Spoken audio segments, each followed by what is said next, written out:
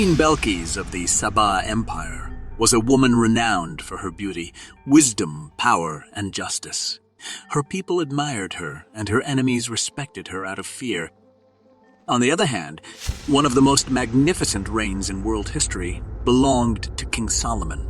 He commanded the winds, domestic and wild animals, humans, jinns, and birds. King Solomon understood the language of animals and used birds for communication, navigation, and finding water. One day, while Solomon was encamped with his army in the desert, he wanted to send the hoopoe bird to find water but could not locate it. Angered by the bird's unauthorized departure, Solomon ordered it to be found immediately. When the bird was brought before him, Solomon said, "If you do not provide a valid reason for your unauthorized disappearance, you will pay a heavy price." In response, the hoopoe said, "You are a man of knowledge and wisdom. However, I have come with news that you do not know. I come from the land of Sheba in Yemen. The people there, led by their queen, have succumbed to the temptations of wealth and are worshipping the sun instead of God. And this queen possesses an incredibly magnificent throne." King Solomon, upon hearing the information provided by the bird, decided not to punish it. However, he wanted to verify the truth of its words. "I will write a letter to this queen. Take this letter and place it on her throne. Then observe what happens and report back to me," he said. Belqis, a queen of dazzling beauty, approached her throne, her elegant dress adorned with pearls and her emerald crown casting light around her. She was stunned to find a letter on her throne. It was impossible for anyone to approach her throne without her knowledge. She took the letter and began to read. "This letter is from Solomon, and it begins in the name of God, the most gracious, the most merciful. O Queen, I have heard that you have forsaken God and submitted to the path of Satan, worshipping the sun. Believe in the one true God. Do not rebel against me, but come to me in submission." Queen Belqis immediately gathered her council of 310 advisors and read the letter to them. The hoopoe bird perched on the palace window, watching everything unfold. Turning to her advisors, Queen Belqis said, "I have read you the letter. Now give me your advice. You know that I never make a decision without consulting you. Your opinions are very valuable to me." The commander responsible for defense spoke first. "O Queen, our armies have achieved victory in many fierce battles. They are all strong, powerful, and skilled soldiers. We can fight, but the final decision rests with you, my queen." The other advisors said similar things. However, Queen Belqis, known for her intelligence as well as her beauty, spoke last and said, "When rulers enter a city, they devastate it. Houses are destroyed, people are taken captive. Surely, with such power and might, if King Solomon conquers us, he will do the same. Now, I will send gifts to him through my envoys. Let's see what news they bring back to me." The hoopoe bird immediately flew and reached Solomon.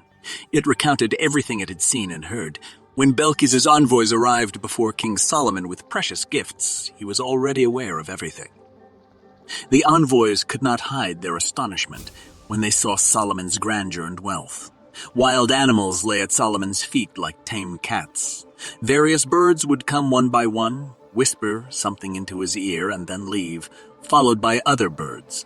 Controlling the winds with his hand, Solomon said to the envoys, "Do you wish to help me with wealth? What God has given me is far better and more abundant than what you offer. Yet you boast with your gifts?" He then continued angrily, "Tell your queen that I will come with an army they cannot resist. Those who do not believe in God will be expelled in disgrace." The envoys, filled with fear, quickly left and reported everything to their queen. Upon hearing the news, Belqis decided to visit Solomon. She was ready to accept his prophethood and faith. Preparations for the journey began immediately. However, before departing, she wanted to ensure the safety of her beloved and magnificent throne. She ordered it to be locked in the treasury room. She locked 3 doors, one after another, and placed her most trusted soldiers as guards in front of each door. Once she was confident of the throne's security, they set out for Jerusalem. Meanwhile, King Solomon also began preparations to welcome her. He wanted to impress her at first sight and make her submit. To achieve this, he planned to bring her most prized throne to Jerusalem before her arrival. He turned to his viziers, leading scholars, and jinn and asked, "Who can bring me her throne before Queen Belqis arrives?" The chief of the jinn replied, "I can bring it to you before you rise from your place." The vizier, who had been granted knowledge and wisdom by God, said, "I can bring it here in the blink of an eye." And before he finished his words, the throne was brought before Prophet Solomon. The distance from which the throne was brought was more than a month's journey. Grateful to his Lord for this miracle, Solomon turned to those around him and said, "Make this throne unrecognizable at first glance. Let's see if the queen can recognize her own throne." After a long journey, Queen Belqis finally arrived at Solomon's palace. She was utterly captivated by the splendor and beauty of the palace, looking around in awe. When Solomon invited her inside, she hesitated. She saw that the floor appeared to be covered with water, and colorful fish were easily visible due to the water's clarity.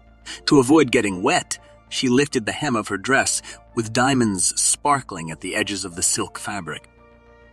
When she stepped forward, she was very surprised. Her foot did not get wet as she had expected. It was as if she was walking on water. Looking at King Solomon in astonishment, she received this answer: "There is a transparent floor made of crystal glass over the water. There is no need to lift your dress because it will not get wet." Entering the crystal palace, Belqis was in awe as she examined the magnificent splendor. Her eyes fell on a throne. King Solomon was waiting for her to notice it. "Does this look like your throne?" he asked. Belqis, who had her throne specially made and had taken numerous security precautions before leaving, was still astonished by the resemblance. "Yes, it looks as if it is my throne," she said. When Solomon revealed that it was indeed her throne, Belqis declared, "My lord, I have truly wronged myself. Now, together with Solomon, I submit to God, the Lord of all the worlds." Her companions also embraced the faith with her. Later, Queen Belqis accepted Prophet Solomon's marriage proposal and stayed with him for a while. We do not know for how long, but eventually she had to return to her people in Shaba to lead them, leaving her husband Solomon in Jerusalem. However, the queen was pregnant with the sultan's child when she returned to her country. When she returned to her country, she gave birth to a son and named him Menelik, raising him on her own. According to some accounts, when Menelik grew up, he went to Jerusalem to find his father Solomon and lived with him. Later, Menelik also became a powerful ruler, likely due to his heritage. He is known as the founder of all the dynasties in the Ethiopian region and the first king of Abyssinia. The Jews in Ethiopia also claim their roots trace back to Menelik. The love story between the Queen of Sheba, Belqis, and the King of Israel, Solomon, has been the subject of much literature, cinema, and art, both in the West and the East.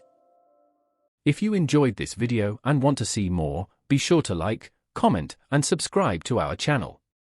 Your support helps us continue creating more content for you.